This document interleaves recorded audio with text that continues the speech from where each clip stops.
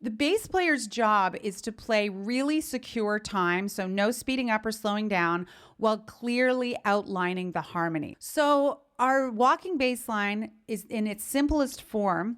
You're literally just going to play 1, 3, 5, 3. That's it. You're going to play 1, 3, 5, 3.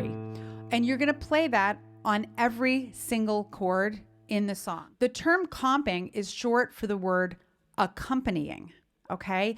And what it refers to is that the rhythm that jazz pianists use when they accompany a solo.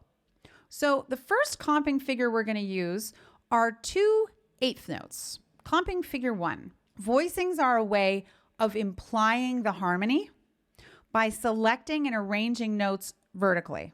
In this voicing model, your left hand is going to play the root of the chord. Your right hand is going to play the 3rd and the 7th. And that's it. That's all you have to play.